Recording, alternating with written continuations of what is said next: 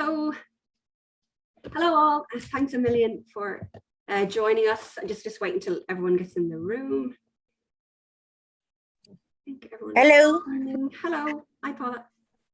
Hi. So yeah, hi, how are you? My name is Dr. Cara Green and I'm from the All Ireland Linguistics Olympiad in the ADAPT Research Centre and based in Dublin City University. If you feel comfortable, do turn on your camera. If you don't, obviously that's fine as well. It's whatever works for you.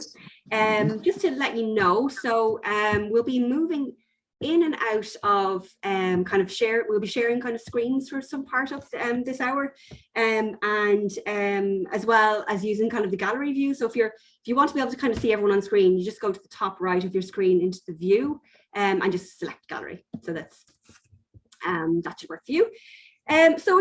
So thanks a million for all of you for joining us on this session on the linguistics module that was funded by Post-Primary Languages Ireland, so thanks to them. And I understand Kenya Pooch from PPLI might be joining us about halfway through the session as well. Okay, so if you wouldn't mind just in the chat, so the chat is just along the bottom of the screen, if you see in the chat there, just let us know where you're zooming in from. If just to let us know if you've already started using the linguistics material. So we just like to kind of get an idea, I suppose, how people started using it, or do they intend to use it, or that. So it'd be just great to get an idea where everyone is and if you've already started using the materials. And when you're doing that, I'm going to introduce you to my colleagues. I'd just like to introduce you to, so Wilma Sladden is from Ashburn Community School. So she was heavily involved in the preparing of this module. I also have Dr. Bettina Nipschild from Oban Community School, also heavily involved. And my other colleague, Professor Harold Summers. So some of you might know Harold from the All Ireland Linguistics Olympiad in ADAPT over the years, chief marker, and he's also involved in the preparing of this module, as well as ADAPT researchers in Dublin City University and Galway as well. Okay, so I'll just keep an eye on the chat. So, okay. So Dublin, Limerick, let me see, intend to use the modules later in the year. Limerick, Kilkenny, it's great, about to start with the TY class, not using it yet, but due to begin soon, using it already. Use the materials next year, Audrey, cool. Not this year yet. I started this morning, hope it went well, Vicky. 1 week, topic 1 with my TYs. I'm in, oh yeah, in Wilbur College in Bray, East Cork, not using it till after Christmas. 2 weeks of the module, started the TY, love it so far, thanks very much. Donegal, hope to use it. Oh, hi, Julie. Ashburn, yeah, just started the introduction this week. It's great. Donegal, right, it's great. Everyone's, it's really lovely to see everyone from all over the place, and the TYs loved it. That is great. Mount Temple, hi Joanna. It's great to see all the actually very some really familiar names and some new names to me, which is really, really great to see. Okay, great. So yeah, so we've got a mixture of people who have started to use it and you know, aren't using it yet. Okay, so what I'm going to do is, I hope I haven't forgotten anything yet. I'm going to just share my screen for a moment, if that's all right. And just let me know if you see this okay.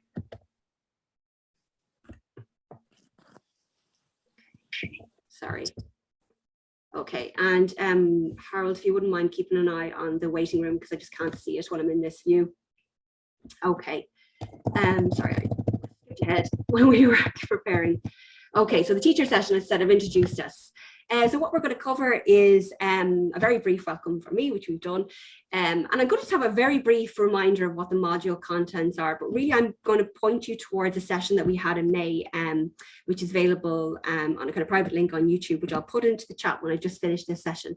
So if you missed that session in May, what we actually did there is we went through the contents of the module and some of the, well, I suppose why we're doing it and how it's good for students and that kind of thing. So so if you have a chance to look at that, that would be good.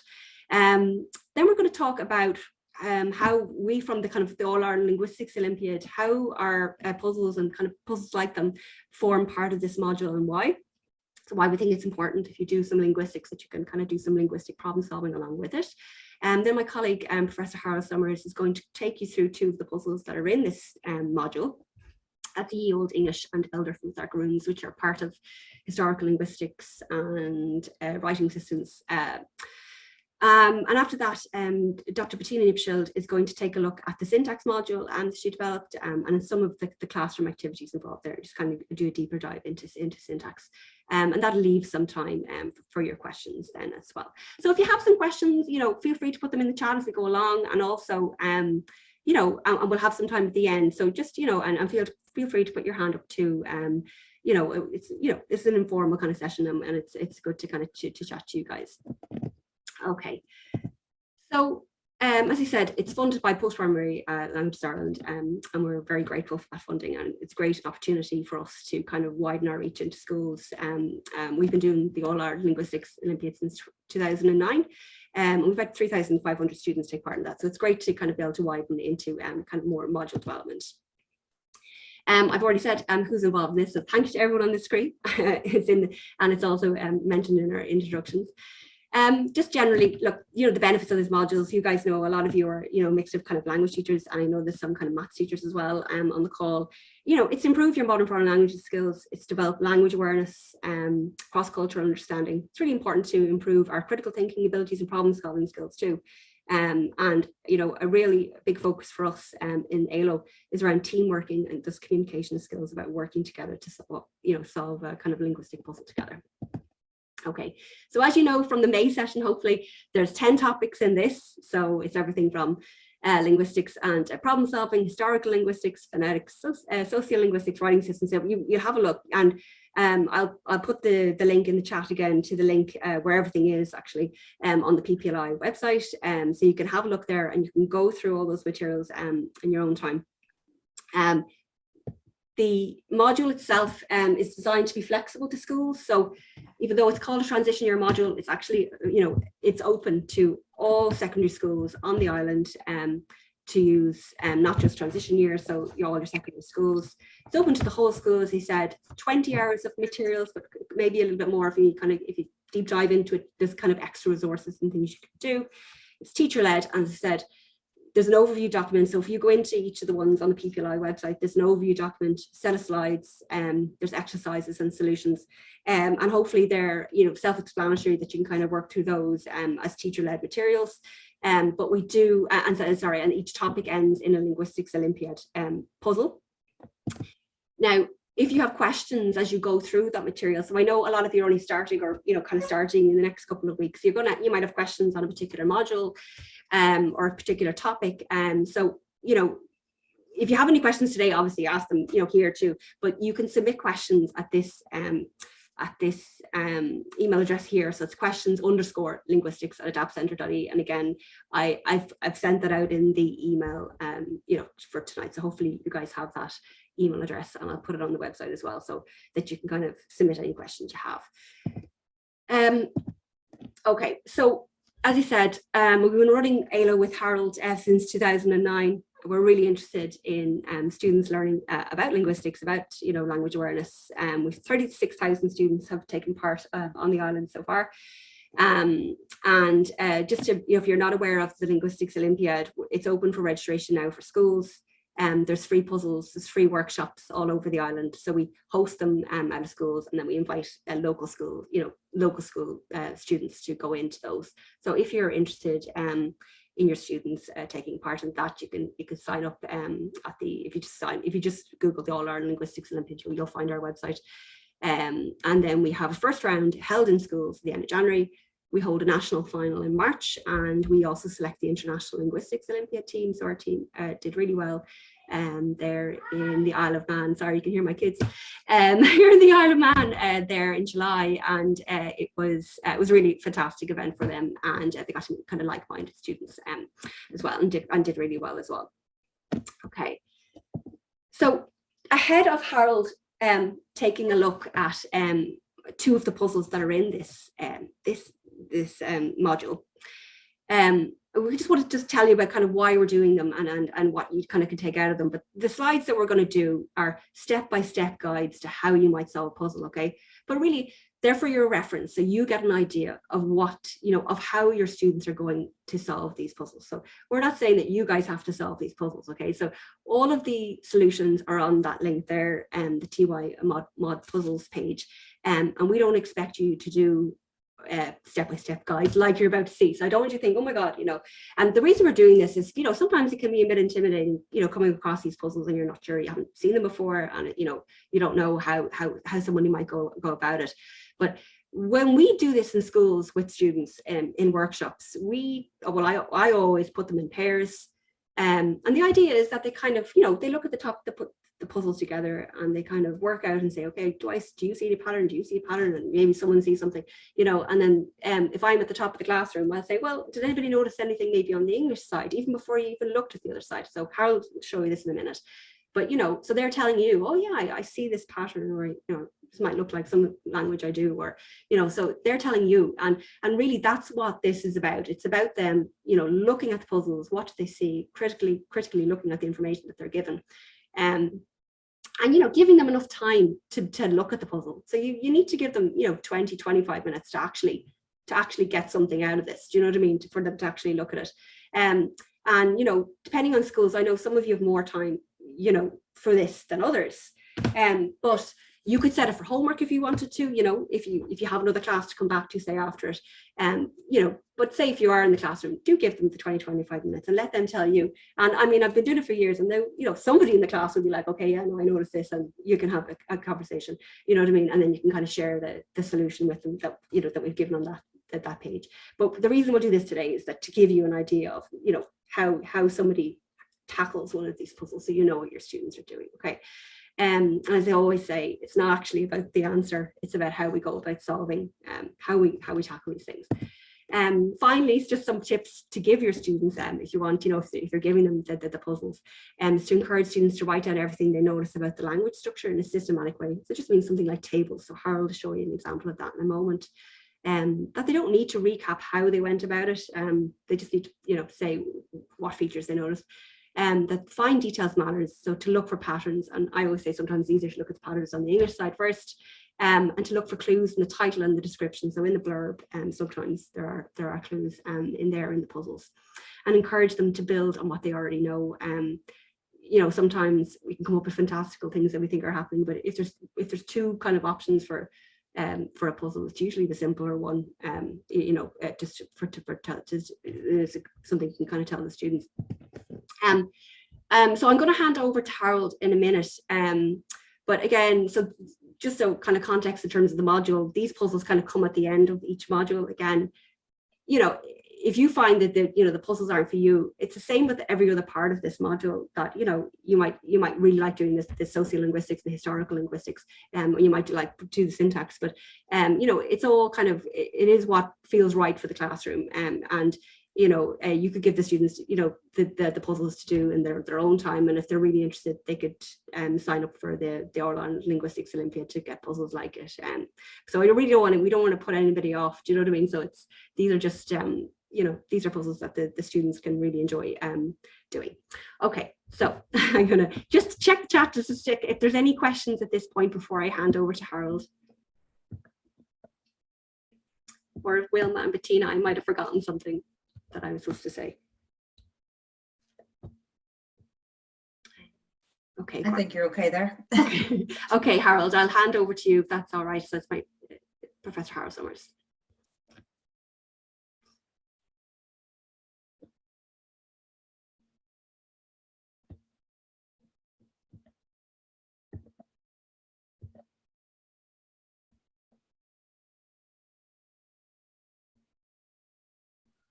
Yeah, I was mute. Sorry. No one can hear me. Let me just get this on. So are you seeing that as a slideshow now? Not yet, Harold.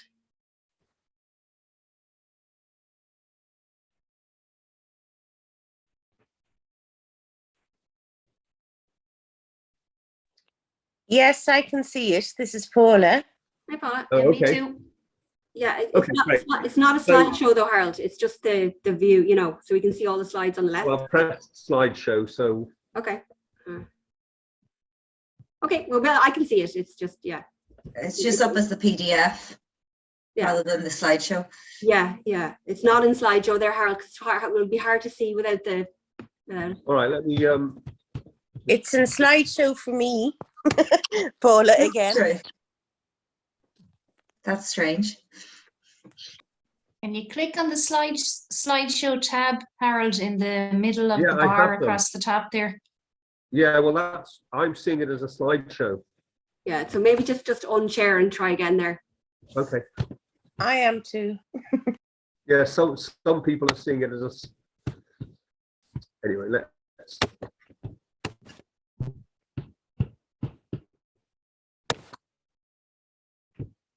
How about that? Perfect. Woohoo! Okay, so that was the deal. All right, so as Cara said, the purpose of this is to give you a bit of an idea of how the students might go about solving the problem. So we're not expecting you to create slides like this, and we haven't created a slideshow for all of these. I think there are a couple of videos of some of the other problems as well. But in general, for the students to solve them, and then this is just to give teachers a bit of backup so they can be a bit more confident. And this problem, come on. Oh, no, it's not. Oh, there we go. So this first problem is a fairly straightforward writing system problem. And I'm saying fairly straightforward because it's pretty easy to get started on this one, though the final steps require a bit of intuition and general knowledge, and perhaps even a bit of intelligent guesswork. So it's a bit tough. The very last couple of steps are a little bit tough, but the initial steps are really quite straightforward, and it's essentially what I would call a cipher problem, which is letter substitution.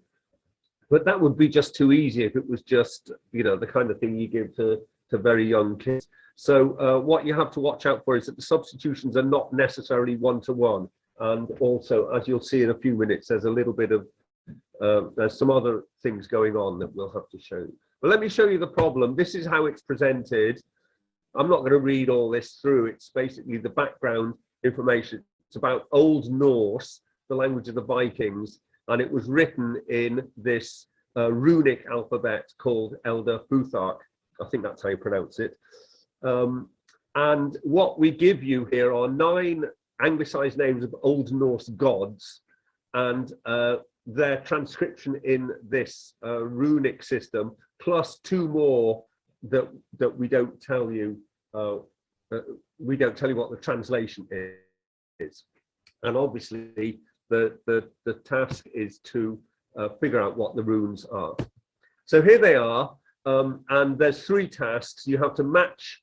It's what we call a chaos and order problem. So the English list and the runes are not in the same order. So the first thing you have to do is say which is which, and then you'll have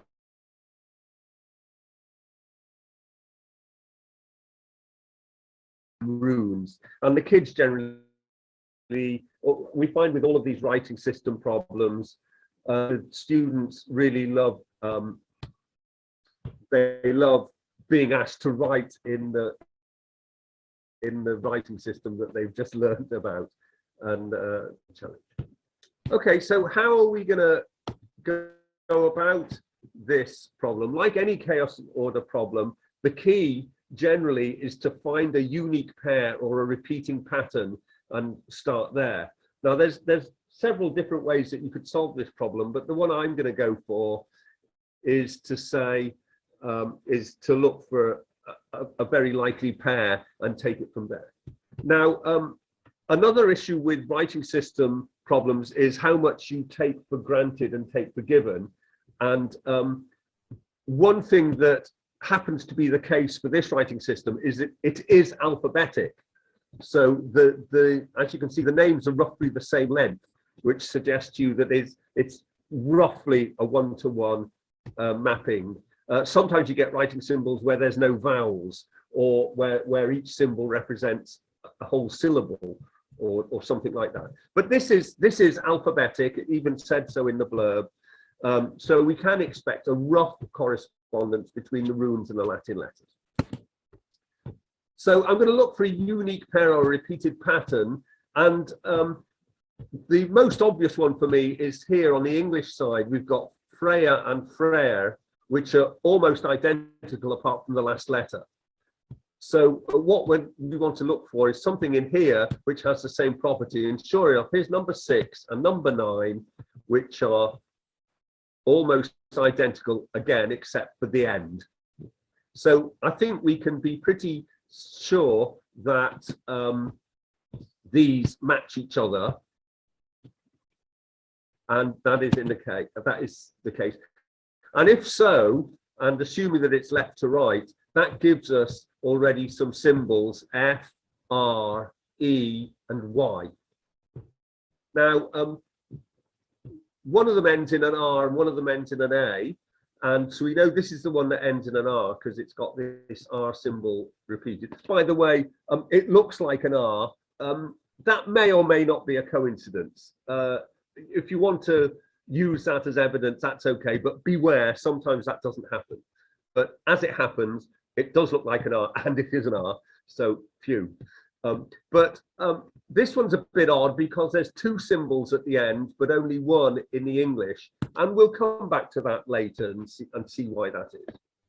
But we've got now 4 symbols already, so we can replace those symbols in the 2 words that we're looking at, and anywhere else that they occur. Oh. So here we go. You can see I've replaced the R and the Y and the E and the F. So that's our first step towards solving the problem. So I've moved those to the bottom to get them out of the way. And so now we need to see what's the next word that we can decode. And looking at the length of them and the number of letters that we've already got, I would say this one looks like it's Dallinger. Okay, it's not got a double letter here, and it's got an E instead of an A, and it's just got a single letter here, but it's a pretty close match. And so I'm going to assume this is Dallinger, and that gives us 3 more symbols, an L, a D, and an NG. And I warned you, it's not necessarily 1 for 1. And sure enough, this little symbol here is an NG. So adding the L and the D, this gives us a few more clues. And you can probably see how this is going to pan out towards the end. So we can go a bit quicker now. Again, I've moved Dallinger down to the bottom. With the new letters, this looks like a good match. That should have the L in it already. And sure enough, this is Baldur. And again, the U is missing. And by the way, it's this little sort of thing that looks like an F. That's confirmed as being an A symbol. So we still don't know what this one is. But, you know, you can see that we're making good progress. And again, we've moved the ones that we've solved down to the bottom. Now, you'll notice, I already mentioned this, so some of them actually look like the English letters. So that's, and of the 5 that are left now, we've got day, earth, night, and sun, and Ithun. So these 4, they're obviously not Old Norse words, they're English words. So it might be that they're not exactly the same word on the Norse side. Whereas Ithun, that's a Norse name. So let's look for Ithun, and here's a good candidate. Look, we've got the I, and then we've got, you'll have to take my word for it. I hope you agree that this looks like a good candidate. Again, we have this letter Thorn, and features in Old English as in, it's sometimes misread as a Y, as in ye olde tea shop. That's actually the old tea shop when you see that. And again, same thing again. If we've decided that this is TH and this is U and this is N, we can replace them, and also in the other words. And now we've got this situation here. Let's tidy it up. We've just got these six runes left, 4 English words: day, earth, night, and sun. And I hope you all, this is where the kind of bit of general knowledge comes in. The 2 best known Norse gods are Thor and Odin. And if we decide that this is an O, there they are, number 10, O, number 2, Thor. And for the rest, we're left with day, number 4, number 5, number 7, and number 11.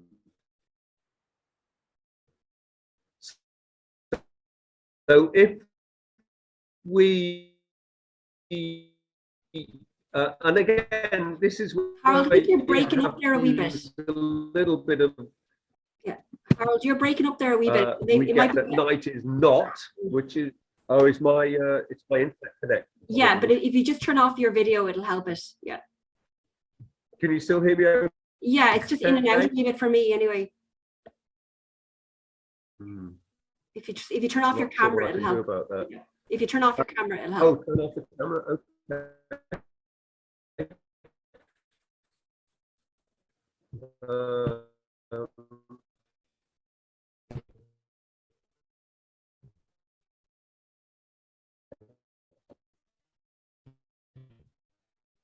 Stop video. Yeah, you don't need to see me. What that symbol was, diphthong or vowel or something. Maybe it's another E or something like that. And that just leaves us with number 11 and number 4. And I think you can probably guess, even if you're not for sure how to pronounce the X and this symbol, I think you can probably guess that this is day and this is sun, especially if you know some other languages. So this X symbol is probably a G, or it might be a or something like that. And this symbol is probably an S. So now we've matched them all up. So here's the answer to question 1. And we've already answered question 2. We've got Thor and Odin. So all we have to do now is to write out the runic names for Tyr, Ran, and so what it's quite useful to do is to just summarize what you've found out so far. In other words, write out the alphabet in some familiar type of order. I've taken it in English order. These are the letters we've got. We're not sure if this is a G. We're not sure if this is an S or a T. We're not quite sure what this symbol is, but we've enough to solve problem number 3. And as you'll see, actually the answer to A is, this is Tyr. So this symbol is actually a Y. But I would allow you to write TIR, use this symbol for that answer as well, because we've had a few doubts on the way as to whether this symbol is an I or a Y. So I would allow that. And then this is quite straightforward. And in this one, you have to guess that this is an S. So it's a bit tricky. You haven't got the full amount of information that you really need to be sure about that solution, but it's all a plausible solution. And as I warned you, right up to the very last step, it's really quite straightforward. And then there's a little bit of guesswork that you have to do right at the end. If you know Greek, or you'd know that that's an S, for example. If you know German, you won't be surprised that the word for day is Tag. So, you know, that's the kind of background knowledge that can help you, but it's not strictly necessary. Thanks, Harold. We're We're a little bit behind schedule. Yeah, we're a little bit behind schedule. So we'll just, if anybody has any questions on that, do put them in the chat and I'll have a look at them. But otherwise, Harold, if you wouldn't mind moving on to Ye Olde English. Yeah, thanks. Which is from historical, which is, yeah.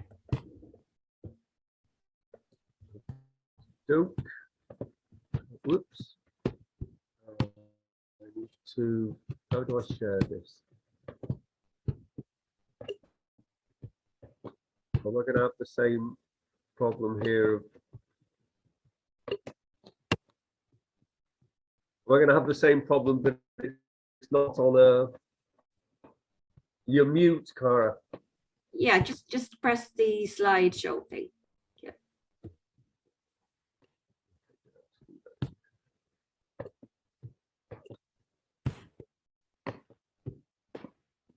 Is that better?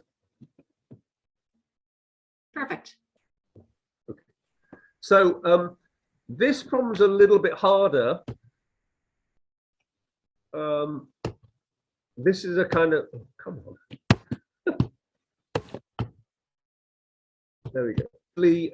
Yeah, this is more like a grammar problem, but I think it's a very interesting problem because it looks at Old English. So it's just before. So this is a kind of variety of English that's just predates anything that we could really understand well, but it's clearly a language like, it's clearly a related language. So this is from about 1500 years ago. So what you're given is some sentences with their translations. So this time you don't have to match them up. They're already matched up. And you're asked to translate, you're asked to translate some further sentences both into English and into Old English. And then it gives you some hints as to watch out. The use of pronouns is different from modern English, and there are some word order differences. And as you'll see as we work through it, there's some other stuff going on as well.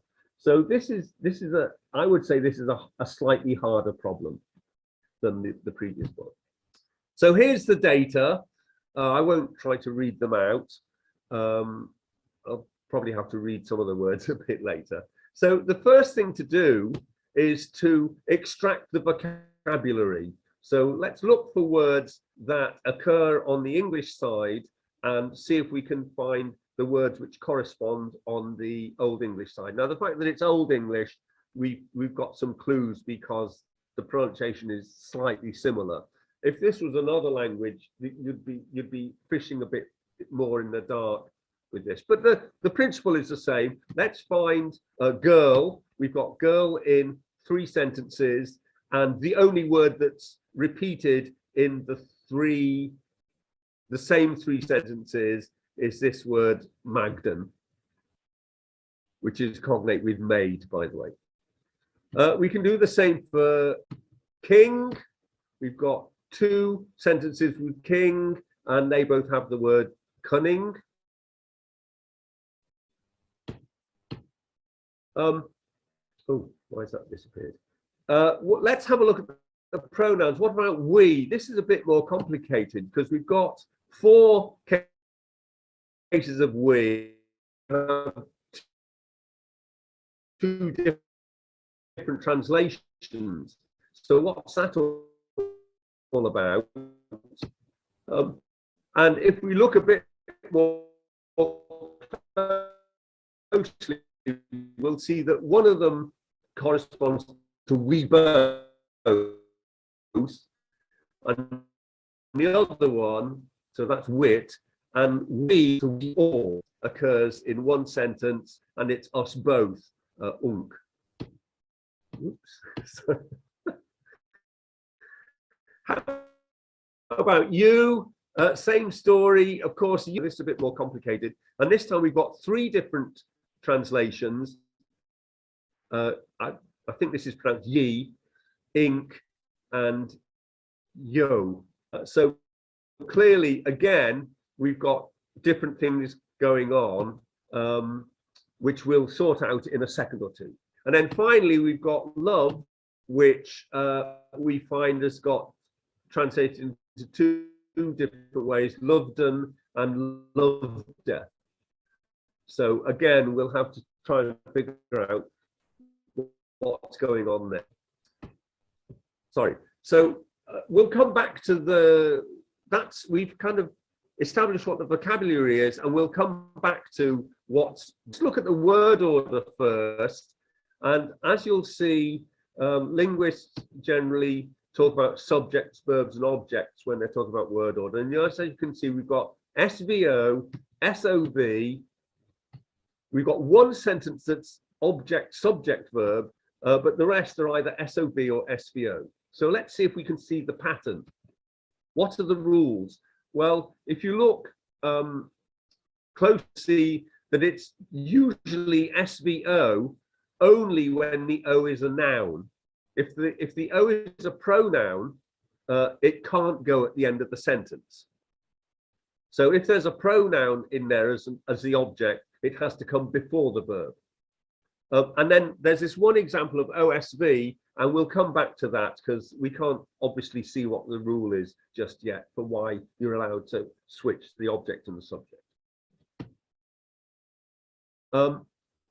Let's look at the form of the pronouns. Obviously, I'm rushing through this rather quickly. Your students would take probably a lot longer over this. As we said, we've got we both and we all, and we already established that those had different forms, along with us both. So we can summarize that by saying we both is wit, us both is unk, and we all is we, which is shows that we're making a difference between subject and object, as well as both versus all. And it won't surprise you that the same happens with you. So you've got you all in subject position is ye, you all in object position is yo, and you both, we only see that in object position, and that's ink. So there's the pattern for you all, and it's not a surprise at all that you've got the same opposition. Linguists call it dual versus plural and subject versus object. Now, there's some forms that are not shown, and we can ignore that. We don't know what us all is or you both as subject. We're not asked that anyway. Okay, what about loveder and lovedon? Let's see which sentences have loveder and which sentences have lovedon. Is there a pattern that we can see? Well, let's look at the subject. This won't come as any surprise to any language teachers. Know about subject verb agreement in almost all languages, actually even in English, in the special case of the third person singular. And sure enough, we find that lovedon has a plural subject and loveder has a singular subject. So the verb agrees with the subject. Actually, a very clever student might point out, wait a minute, it's lovedon when you have a pronoun as subject and loveder when you have a noun as subject. And actually, from the data, we can't really tell what the rule is. It's just that if we know other languages that Old English is related to, we can guess that it's actually number that's determining the form of the verb, not whether it's a pronoun or a noun.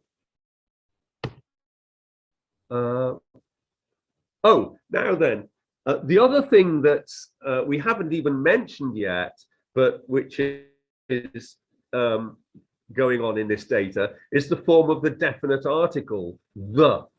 We've got three forms here, that, thone, and se. And the last two sentences are all pronouns, so there's no definite articles in there. So let's see, what is the pattern with that, thone, and se? Well, let's see what word it's attaching to, and you can see that always attaches to Magden, but thone and se attach to cunning, and it turns out, I can't see this, my thing's in the way. It turns out that whereas that applies to whether it's subject or object, thone is used when it's not the subject, and se is used when it is the subject. So what's going on here is that the form of the definite article depends on the word and whether it's in subject or object position. With cunning, it's se and thone. With Magden, it's the same for both subject and object. And by the way, you don't have to know this, your students have to know this, but Old English has two genders, common, which is like a mixture of masculine and feminine, and neuter, which is familiar to some if you've studied some other languages. And by the way, just like in modern German, for those of you who know German, the word for girl is neuter, not feminine. And some of you will know the reason for that, and I won't go into that here, but it's the same in Old English. Magden is neuter, even though it refers to a female person. Okay, that's quite a lot of, oops, come on. Yeah. That's quite a lot of, The puzzle, yeah. there we go. That's quite a lot of information. So I've tried to summarize it all in a nice table here.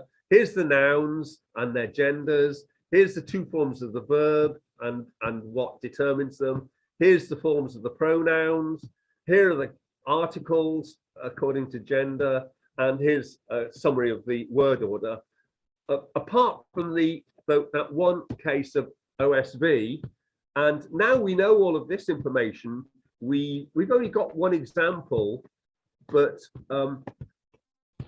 what we can say is that because the pronouns show the case, show whether it's subject or object, it seems possible that the S can follow the O if the base markings in the verb agreement make the sense unambiguous.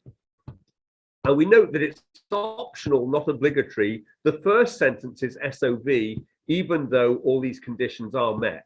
You know, there's subject verb agreement, and the object pronoun shows that it's the object, but still it's the SVO order. Sorry, it's SOV, not OSV.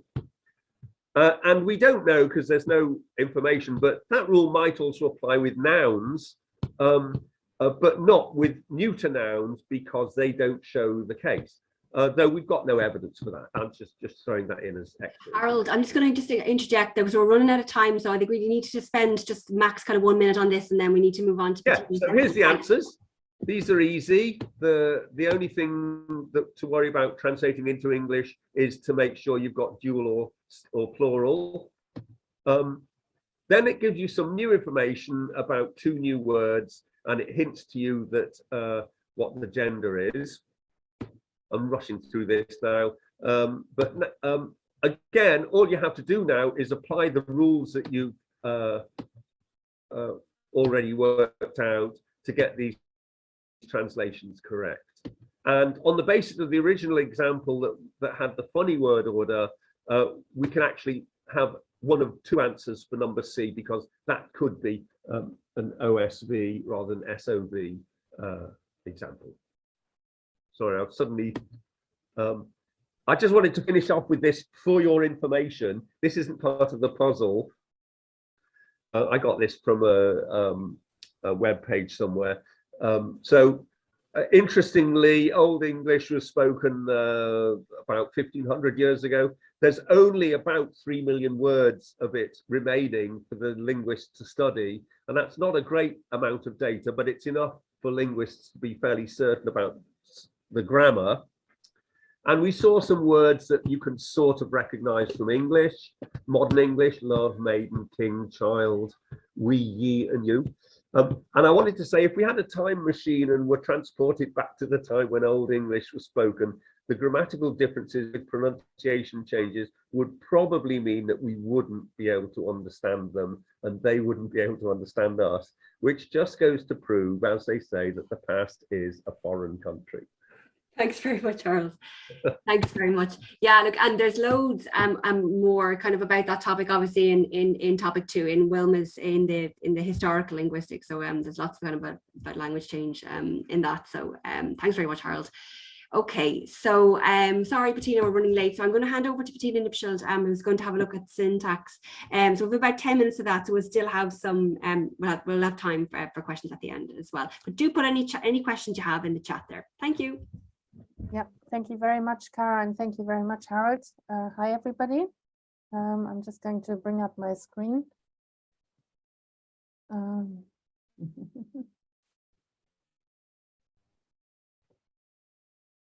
Okay, I'm just going to, hold on.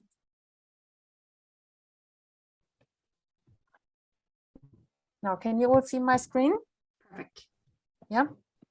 So I'm just going to very briefly talk about the syntax module. Now, the syntax module has been designed, it's a unit that really focuses on the process of syntactic analysis.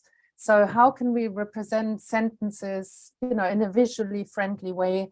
And the unit has been designed to be teacher-led.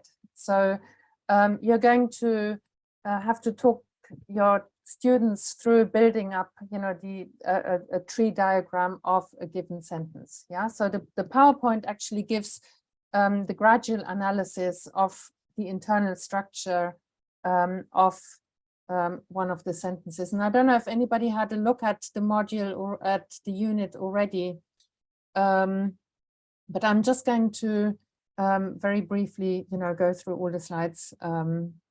Yeah. Now, the students, the idea is, of course, that students learn to analyze a simple sentence, you know, and assign a tree diagram. And it's divided into three main parts. So the first part, in the first part, we're going to construct a tree. It's a very simple tree. Then the second part, you will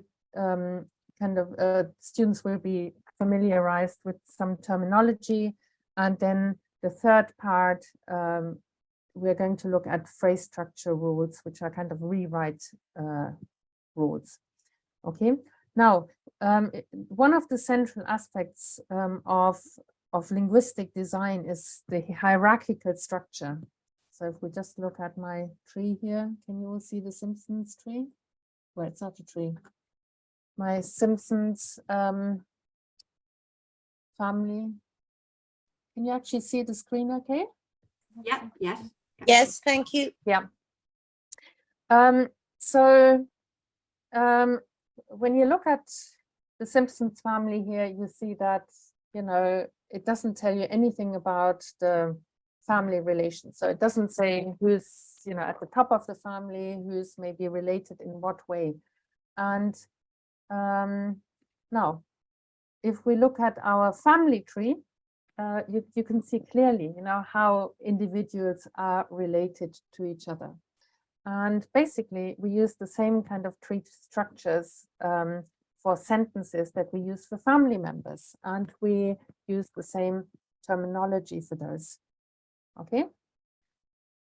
So when you present this to your students, you know, that's one of the central, I think, ideas that they will take home, that, you know, linguistic design is such that, you know, you have certain units that contain other units that contain other units. So words combine into phrases, and then phrases combine into clauses, and then clauses combine into sentences. Are you familiar with kind of the terminology? If there's anything you want me to explain, you know, just feel free to ask. Okay. So yeah, if that's okay. So we're going to start with the first task, and that is, how can we tell that something is a constituent? So a constituent is just a group of words, you know, that belong together. That's what we refer to as a constituent. And if we look at the sentence, this is the sentence that, you know, we assign the tree diagram to: the cat will chase the mice.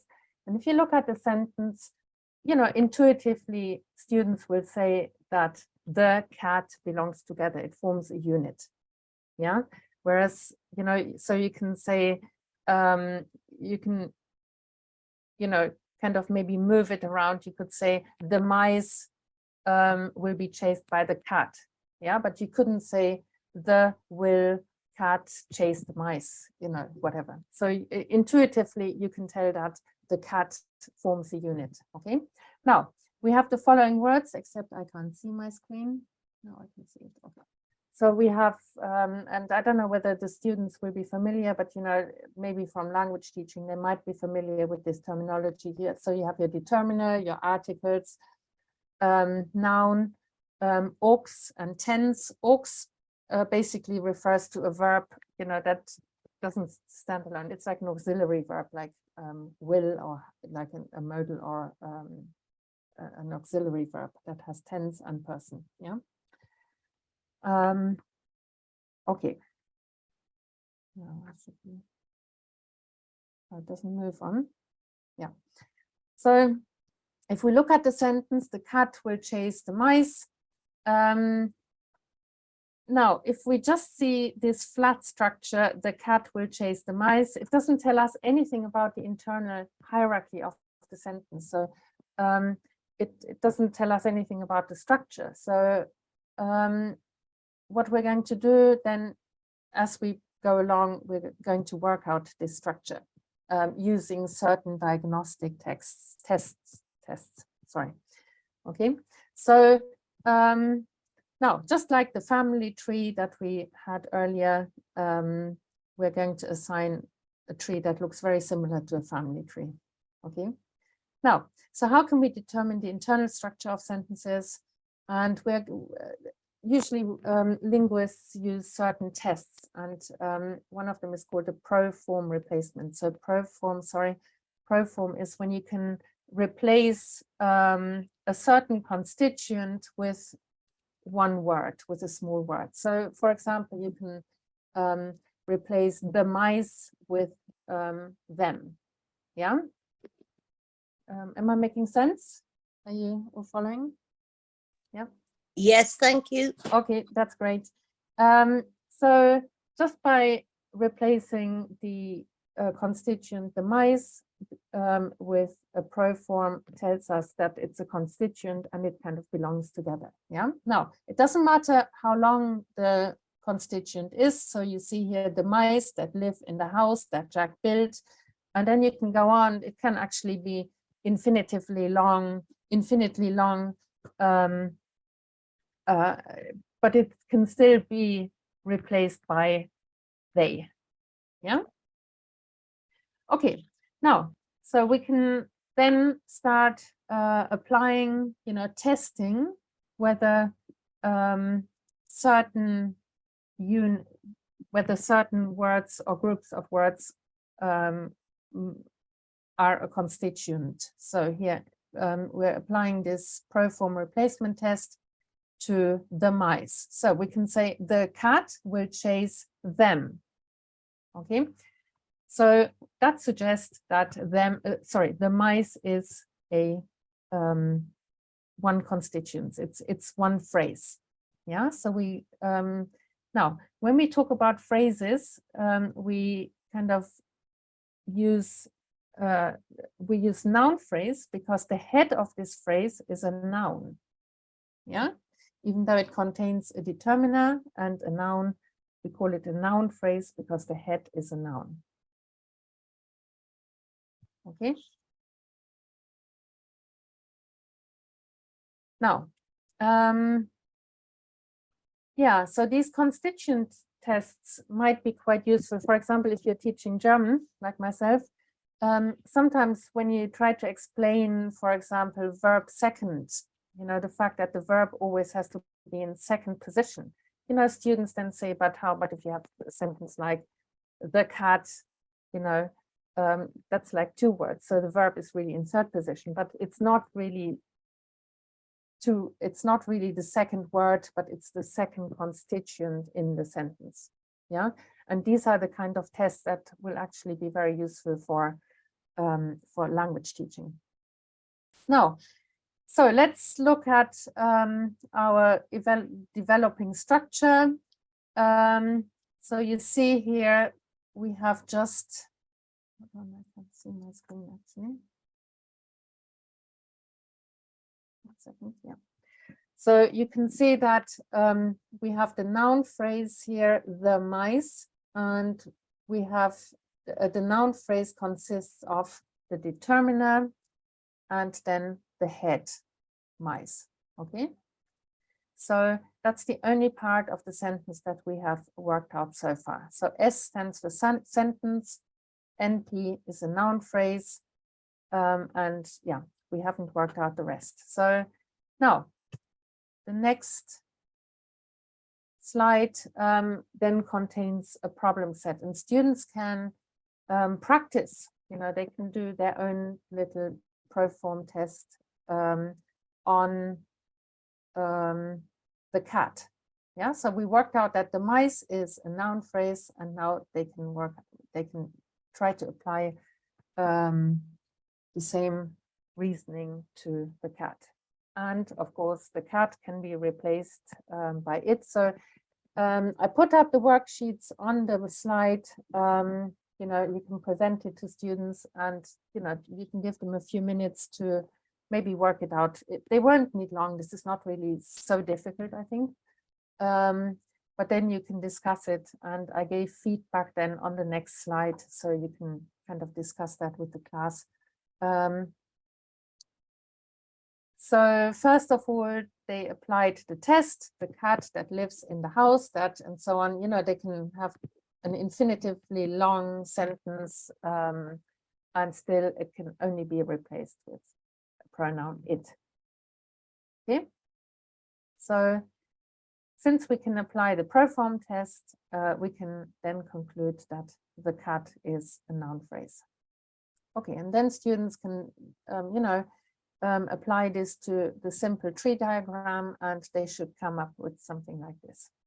Yeah, so we have the cat here, the noun phrase, and we have the object noun phrase, the mice. Okay, so you can go along like this.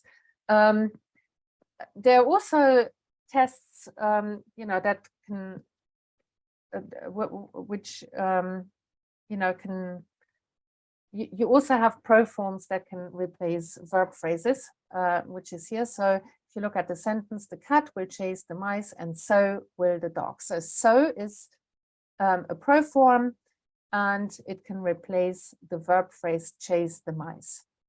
Yeah, so since the so replaces the verb phrases, it follows that chase the mice must be a verb phrase. Okay, so we have the verb phrase here. Chase is the head of the phrase, it's the verb, and it takes the object, the mice.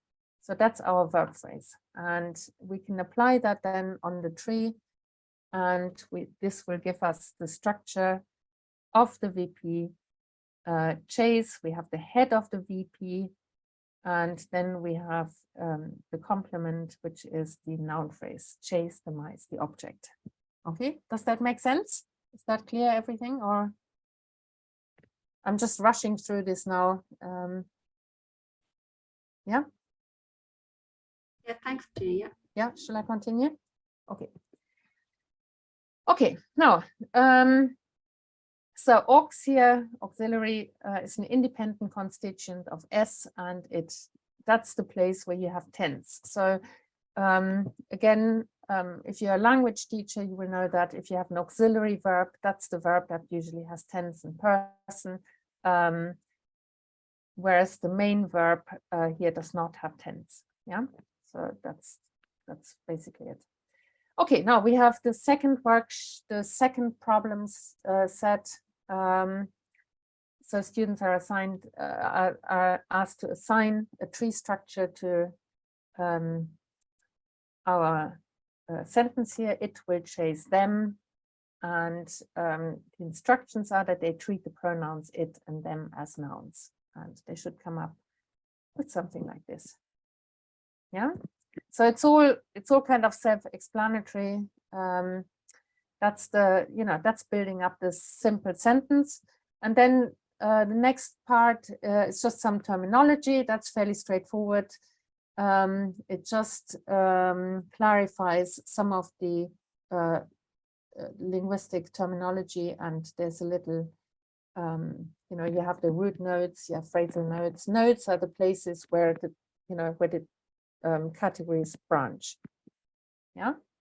So S would be a node, that's the root node. Hence, we talk about the root clause.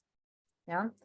And then we have the phrasal nodes, all the P's, all the NPs, VPs. So NP stands for noun phrase, VP for verb phrase, and so on. Yeah. So there are many different. Some of the puzzles have more complex structures. So you could have a PP, which is a prepositional phrase, or an adjective phrase, and so on.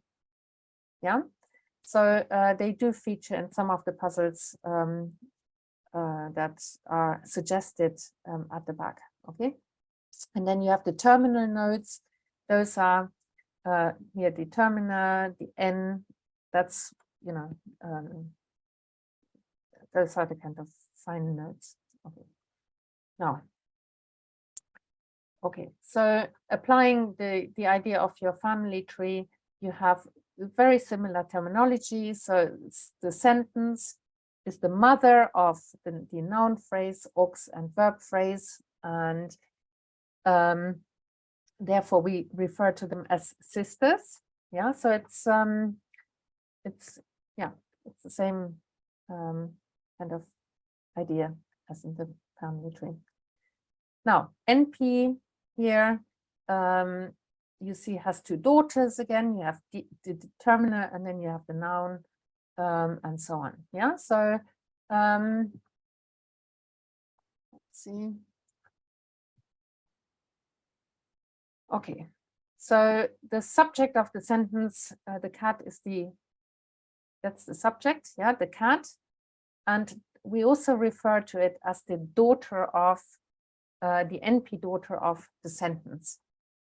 Yeah, so this is just terminology. And the next problem set, you know, students, this is just to work out terminology to see if students have understood, you know, the relations. And then feedback. Now, there's a puzzle here that students can do, and that yeah, they need to work out syntactic trees in this one. So basically the slides should give students a kind of foundation of what a syntactic tree is. So they should understand that, you know, sentences have hierarchical structures.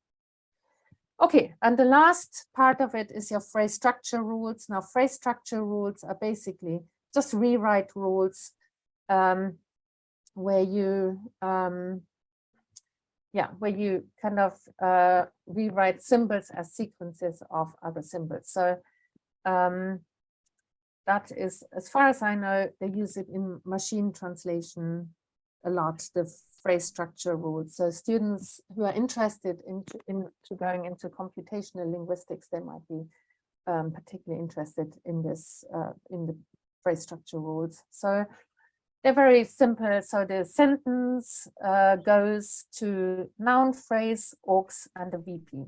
Yeah, the NP goes to the determiner and the noun, and we have the determiner here, the, and the noun cat, or the and mice. Yeah, and the NP goes into N, that's for the pronouns. And then we have aux, which contains tense, and VP, which goes to V and NP. So we have chase the mice. So it's basically the same information that we had in the syntactic tree, but now it's just rewritten as a phrase structure rule. Okay. Okay, I think I'm running out of time. So yeah, here's another problem set, very simple. So the phrase structure rules in the previous slide includes two instances that generate the same phrase, namely NP. And so how can we make this notation any simpler? And students should, you know, maybe think about, it seems that the determiner in the noun phrase is optional. Yeah, and then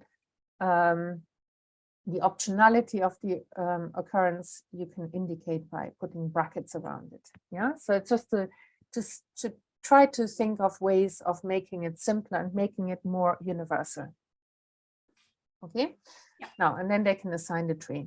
Okay, now here they can look at the phrase structure rules, and they can, you know, make up very simple sentences that can be generated by these rules. And again, I have given some examples on the next slide. Now, then we have some very simple sentences from the languages that might be taught in your schools. but they can work, this is not really complex sentences, but they can just try to see how do the languages differ, and how can the sentences be rewritten in terms of phrase structure rules. Okay, now there are, at the end of the slides, I've given a lot of puzzles, and I don't mean to say you should be doing all these puzzles, but there might be some students who are interested in syntax. And I just went through the corpus and I looked out for all the syntax puzzles. So I must say they're my favorite puzzles. And, if students are into this kind of, especially maybe students are who are into maths or, coding, or they might be interested in the syntax puzzles. So now I hope that was clear. Are there any questions? That was very clear. Thank you. That was excellent. Thank you. Thank you very much. It was just rushed a little bit, but No. if you have any questions, you can always ask them at a later stage. Thank you. Okay, thank you. Okay, Cara, I'm going to hand back to you. Great, thank you very much, Bettina. Just get to, are you still sharing? Just there for 1 second. Just want to say thanks to everybody. Bettina, that was great, because I think it was really good to look at syntax, because it's something new, that you might not have come across before, and especially with the phrase structure rules and that. And as you said, yes, what we do in NDCU is a lot of language technology, and a lot of that leads it to what the students do their kind of undergrad and postgrad level. I just wanted two things, I put it in the chat there that we do provide certificates for all the students who take part, and also for the teachers who teach this. So I've put a link in there to the forum where you can add your student names. Like, you can email them to me either, whatever works, and obviously later in the year, whenever suits for you. And just finally, I will be doing a survey just at the end of the month, just to gauge kind of uptake across our mailing list, because it's hard for us to know, I suppose, are people using them, or any issues or anything like that. So we'll do it like a 4-question survey at the end of the month. Just keep an eye out for that. If you have any other questions, there's an email address. So it's questions, I'm doing this off the top of my head now, but it was on the slides, questions _ linguistics. I'm just putting it in here at adaptcenter.ie, which I'll just put into the chat. And that will be for any questions you have on any of the topics at all. You can put in there. Is it possible for teachers attending tonight? Sorry, there's a question. Yeah. Oh, yeah. So somebody asked about certificates for the kind of Crow Park hours, the training. So I'm going to ask Post Primary Languages Initiative about that, or else I actually don't know, or maybe Bettina or Wilma might know if this counts towards that. But I don't. But I'll check that one out for you, and I can send a note to the list about it as well. So I don't think there's any other questions. Oh yeah, that was basically whether it counted towards CPD. So I'll just check that. But do please, have a look through the materials and send in your questions to the list. Sorry for keeping you over time. I was going to say thanks very much to Harold and Bettina and Wilma. I really appreciate it. And thanks for all the work, and thanks so much to all of you for coming here on your evening. I know it's hard after a full day, so really appreciate you coming, and just excited to that the linguistics is happening in secondary schools. It's pretty cool for us. So just thank you for your time and everything you do, obviously bringing all this to the students. So thanks very much.